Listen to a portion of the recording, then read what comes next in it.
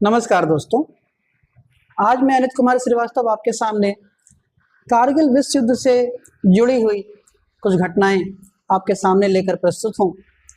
उन घटनाओं में से एक घटना ऐसी थी कि एक सैनिक था जिसको गोली लग गई थी और वो अपने घर वालों को याद कर रहा है, अपनी माँ को याद कर रहा है, पिता को याद कर रहा है, पत्नी को, बच्चों को याद कर रहा है, भाई को याद कर रहा है। तो वो याद करते समय अपने घर वालों को कुछ चिट्ठी लिखता है, कुछ लिखता है या लिखना चाहता है। तो वो क्या मन में सोचता है वो आपके सामने मैं प्रस्तुत करूंगा। सबसे पहले वो अपनी माँ को कुछ लिखता है, क्योंकि अगर बेटा है, बेटी है तो उसके साथ कुछ भी होता है तो सबसे पहले एक माँ ही एक है जो सबसे पहले बच्चे को याद आती है। तो अपनी माँ को लिखता है, सारी बातों को बताते हुए कि क्या उसके साथ हुआ, क्या घटना घटी है उसके साथ। तो अपनी माँ को लिखता है, माँ तुम्हारा लाडला रण में अभी घायल हुआ है, माँ तुम्हारा लाडला रण में अभी घायल हुआ है, पर देख उसकी वीरता को शत्रु भी कायल हुआ है, पर देख उसकी वीरता को शत्रु भी कायल हुआ है।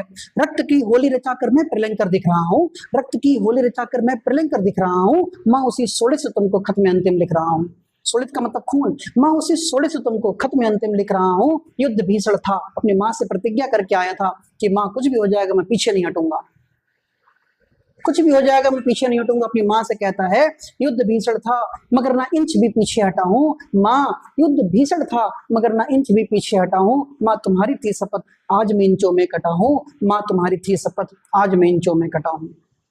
फिर कहता है, एक गोली बख्श पर कुछ देर पहले ही लगी है, गोली लग गई आके उसको, एक गोली बख्श पर कुछ देर पहले ही लगी है। माँ कसम दी थी तुमने आज मैंने पूर्ण की है। छा रहा है सामने आंखों के आगे अंधेरा, छा रहा है सामने आंखों के आगे अंधेरा, फिर उसी में दिख रहा है फिर मुझे नूतन सवेरा, फिर उसी में दिख रहा है मुझे एक नूतन सवेरा।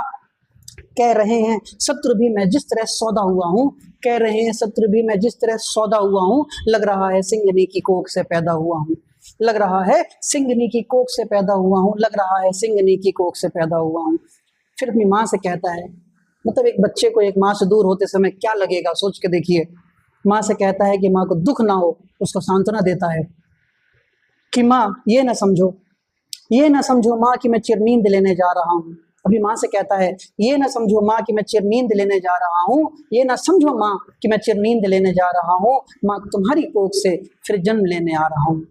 ये ना समझो माँ कि मैं चिरनींद लेने जा रहा हूँ, माँ तुम्हारी कोख से मैं फिर जन्म लेने आ रहा हूँ, माँ तुम्हारी कोख से फिर जन्म लेने आ रहा हूँ। धन्यवाद।